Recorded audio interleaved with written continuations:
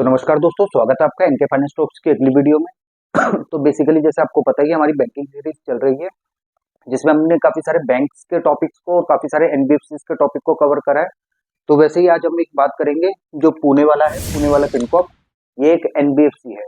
तो पुणे वाले की क्या स्पेसिफिकेशंस है और इसमें इसकी क्या क्या पॉलिसी है, या किन कस्टमर्स को पुणे वाला फिनकॉर्प से अपने लोन के लिए अप्लाई करना चाहिए, क्या स्पेसिफिकेशंस है। तो आज हम उसी के बारे में बात करेंगे। तो चलते हैं अपनी वीडियो के ऊपर। तो सबसे पहले हम बात करते हैं पुणे वाला फिनकॉर्प में कितनी सैलरी रिक्वायर्ड रहती है। पॉइंट्स एक एक करके मैं कह देता हूँ। इसमें 30,000 रुपये सैलरी चाहिए। 30,000 रुपये सैलरी रिक्वायर्ड रहती है। पुणे वाले में भी सेम वो होती है category, cat A, cat B, cat C and cat D. Cat stand for category, cat stand for category, category. ठीक है। जैसे कैटेगरीज होती है, मैंने ऑलरेडी इसके ऊपर भी वीडियो बना रखी है। Cat A, cat B, cat C, cat D.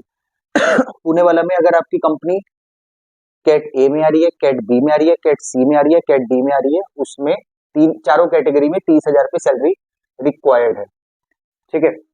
आपकी कंपनी कैटेगरी मतलब कि आप पुणे वाला फिनकॉर्प के किसी भी सेल्स मैनेजर को या रिप्रेजेंटेटिव को आप कॉल करके पूछ सकते हो, ये मेरी कंपनी का नाम है, ये आपकी पुणे वाला फिनकॉर्प में किस कैटेगरी में आ रही है, तो वो आपको अपडेट कर देंगे कैट ए में आ रही है, बी में आ रही है, सी में आ रही है या डी में आ रही है। ठीक है। हर किसी उसमें ए में आ रही हो, बी में आ रही हो, सी में आ रही हो, डी में आ रही हो, आपको चाहिए 30,000 रुपये सैलरी लॉग इन के लिए। ठीक है। सेकंड पॉइंट, इसके अंदर अगर आपकी कंपनी कैटेगरी ए में आ रही है तो इसमें टेन्योर जो देंगे, अगर आपकी कंपनी कैटेगरी ए में है तो इसमें आपको मैक्सिमम टेन्योर मिल जाएगा 7 ईयर्स का। ठीक है। अगर आपकी कंपनी सुपर कैट ए या कैटेगरी ए में आ रही है तो जब जाके आपको मिलेगा टेन्योर 7 ईयर्स का। और अगर आपकी कंपनी कैट बी में आ रही है, सी में आ रही है या डी में आ रही है तो इसमें आपको टेन्योर मिलेगा 6 ईयर्स का। ठीक है। अगर आपकी कंपनी कैटेगरी ए में है तो जाके आपको टेन्योर मिलेगा 7 ईयर्स का। और अगर आपकी कंपनी कैटेगरी बी में, सी में या डी में आ रही है तो आपको टेन्योर मिलेगा 6 ईयर्स का। और इसमें मैं आपको बता दूं, जो आपको 7 ईयर्स का टेन्योर मिलेगा ना, तो एलिजिबिलिटी भी है, एलिजिबिलिटी भी है 7 ईयर्स के ऊपर ही बनाएंगे। और 6 ईयर्स के अंदर एलिजिबिलिटी भी है, एलिजिबिलिटी भी है 6 ईयर्स के लिए ही बनाते हैं।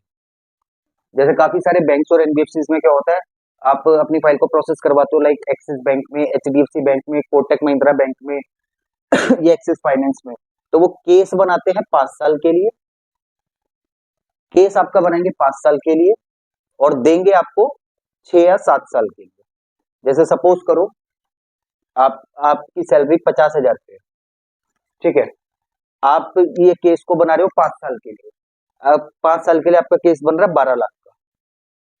ठीक है। और वहीं अगर आप 6 या 7 साल के लिए केस बनाओ, अगर आप 6 साल के लिए केस बनाओ तो ये केस आपका बन जाएगा 14 लाख का।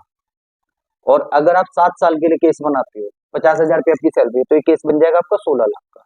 मतलब कि केस बैंक क्या करते हैं, ज्यादातर केस बनाते हैं 5 साल के लिए और टेन्योर टेन्योर दे देंगे आपको 7 साल के लिए। तो लेकिन पुणे वाला का थोड़ा सा अलग फंडा है। ये केस अगर आपकी कंपनी कैटेगरी ए में आ रही है और आपको टेन्योर ज्यादा चाहिए, 7 साल चाहिए, तो ये केस भी 7 साल के लिए बनाएंगे और लोन भी 7 साल के लिए देंगे। और वहीं अगर आपकी कंपनी कैटेगरी बी में, सी में या डी में आ रही है तो ये केस 6 साल के लिए बनाएंगे, टेन्योर 6 साल के लिए देंगे और एलिजिबिलिटी भी 6 साल के लिए बनाते हैं। ठीक है।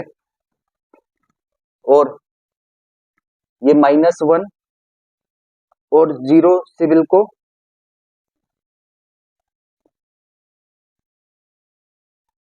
नॉन मेट्रो सिटीज में ही करते हैं। मतलब कि -1 और 0 सिविल को नहीं करते। इसको हटा दो।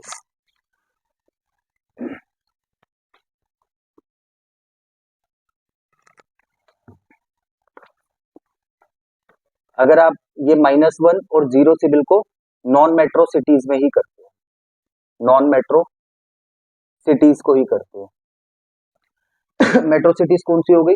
आपकी दिल्ली हो गई, आपकी बेंगलोर हो गई, आपकी हैदराबाद हो गई। अगर आपका -1 और 0 सिविल है तो ये नॉन मेट्रो सिटीज में ही कस्टमर अगर वर्किंग है और रेजिडेंस भी वहीं पे है तो ये उन्हीं को करेंगे -1 और 0 सिविल। और पुणे वाला में सिविल कितना होना चाहिए कस्टमर का? सिविल होना चाहिए 700 प्लस। अगर आपका 700 से बिलो सिविल है तो ये उस पर कॉल नहीं लेंगे। जैसे काफी कस्टमर होते हैं जिनका 680 का है, 690 का है, 685 का है, तो पुणे वाला फिनकॉप में सिविल चाहिए आपका 700 से प्लस, चाहे वो 710 हो, चाहे वो 705 हो, चाहे वो 720 हो, चाहे वो 750, सिविल चाहिए 700 प्लस। ठीक है। और इसके अंदर आप मैक्सिमम 8 बीटीज करवा सकते हो। पुणे वाला फिनकॉप के अंदर आप 8 चीजों को बैलेंस ट्रांसफर करवा सकते हो, जिसके अंदर 3 आपके पीएल हो गए एंड 3 आपके एप्लीकेशन लोन हो गए, ऐप लोन। ठीक है। एंड 6 कार्ड हो गए, रिमेनिंग कार्ड्स हो गए, रिमेनिंग क्रेडिट कार्ड्स हो गए। मतलब कि मैक्सिमम आप 8 चीजों को बैलेंस ट्रांसफर करवा सकते हो पुणे वाला फिनकॉप में। ठीक है। और पार्ट पेमेंट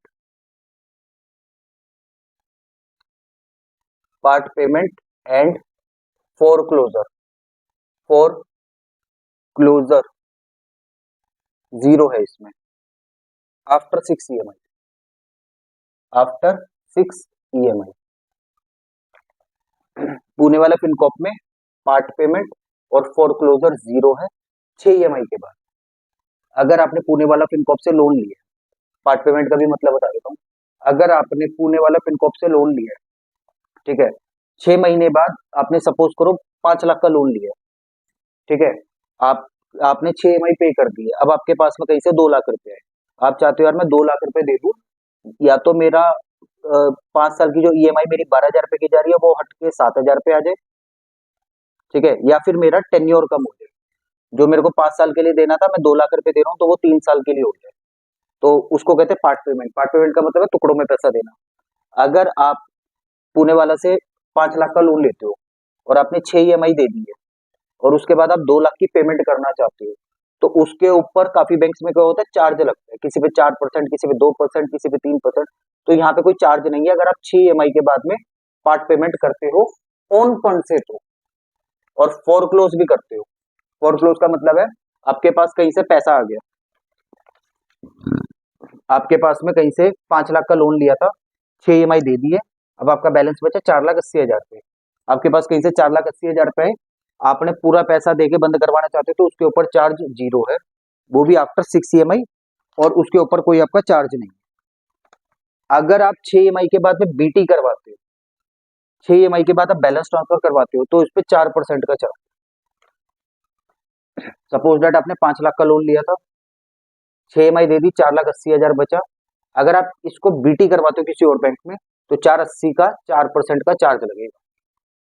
अगर आप ऑन फंड से पेमेंट कर रहे हो 6 EMI के बाद में बंद कर रहे हो तो 0 चार्ज है, और अगर आप बैलेंस ट्रांसफर करवा रहे हो तो 4% का चार्ज है। अब इसमें रेट ऑफ इंटरेस्ट ROI क्या है? ROI इसमें है 14% से लेके 17%। जो इसमें रेट ऑफ इंटरेस्ट रहेगा, मिनिमम रहेगा 14% और मैक्सिमम है 17%।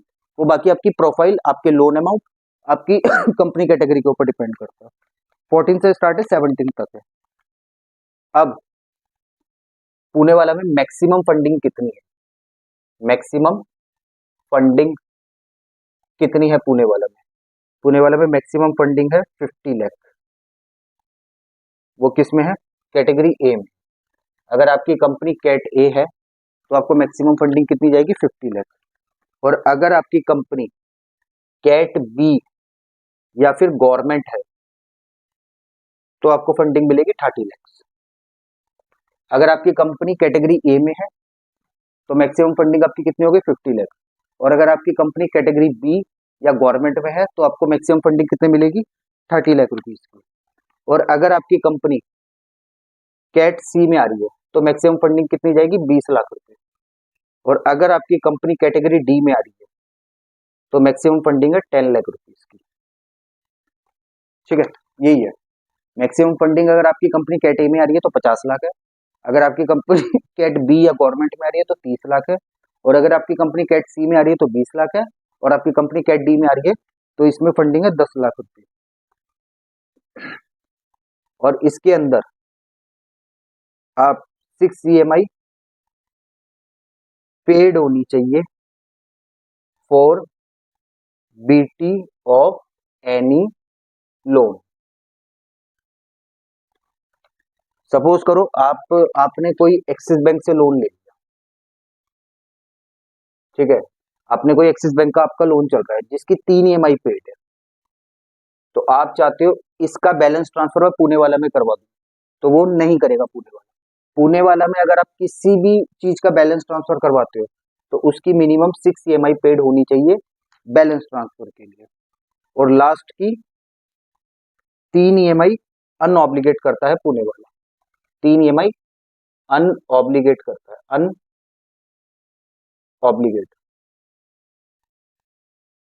सपोज करो आपको कोई 5 लाख का लोन चल रहा है, उसकी लास्ट की 3 EMI बची है, तो ये उस EMI को पकड़ेगा ही नहीं, अनऑब्लिगेट कर देगा।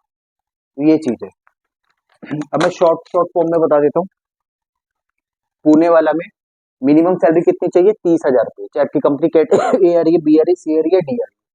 ठीक है, अगर आपकी कंपनी कैट ए है तो टेन्योर आपको मिलेगा 7 साल के लिए, और एलिजिबिलिटी भी बनाएंगे 7 साल के लिए। अगर आपकी company cat B C D आ रही है तो आपको मैक्सिमम टेन्योर मिलेगा 6 साल, और एलिजिबिलिटी भी बनाएंगे 6 साल के लिए। अगर आपका -1 या 0 सिविल है, आप नॉन मेट्रो सिटीज में हो, ठीक है, तो आपका ये मिल जाएगा। और अगर आप मेट्रो सिटीज में हो तो -1 और 0 ये कॉल नहीं लेंगे। सिविल कम से कम 700 का होना चाहिए, 700 या 700 से प्लस होना चाहिए।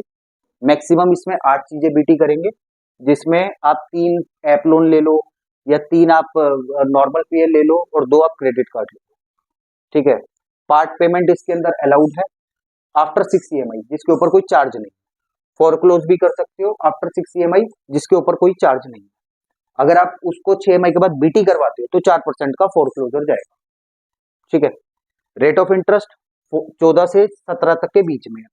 मैक्सिमम फंडिंग अगर आपकी कंपनी कैटेगरी ए में है तो 50 लाख है, अगर आपकी कंपनी कैटेगरी बी और गवर्नमेंट में तो 30 लाख है, अगर आपकी कंपनी कैटेगरी सी में है तो 20 लाख है, और अगर आपकी कंपनी कैटेगरी डी में है तो 10 लाख है। और अगर आप किसी भी लोन को आप बीटी करवाना चाहते हो वो एनबीएफसी का है या फिर आपका बैंक का है, तो कम से कम 6 EMI पेड होनी चाहिए, जब भी पुणे वाला उसको बीटी करेगा, और लास्ट की 3 EMI अनऑब्लिगेट है। मैं इसमें एक चीज और बता दूं, पुणे वाला में फाइल प्रोसेस करने की एक खासियत है। अगर आपके ऐप लोन चल रहे हैं, ऐप लोन चल रहे हैं, लाइक आपका लोन चल रहा है नावी से, ठीक है, ये आपका लोन चल रहा है आपका क्रेडिट बी से, ठीक है, ये आपका लोन चल रहा है आपका नावी से, क्रेडिट बी से, या आपका मनी व्यू से, मनी व्यू से, या आपका कोई वैसे करके लोन चल रहा है क्रेजी बी से। अगर आपका इन किसी ऐप लोन से लोन चल रहा है तो आप पुणे वाला में फाइल को प्रोसेस करवा सकते हो। क्यों? क्योंकि बाकी के बैंक्स क्या करते हैं, ये किसी भी लोन का डिमांड ड्राफ्ट बनाते हैं, डीडी बनाते हैं। अगर आप सपोज करो आपने कोई क्रेडिट भी या मनी व्यू का लोन बीटी के लिए दिया एचडीएफसी में, वो क्या करेंगे, वो डिमांड ड्राफ्ट बनाएंगे।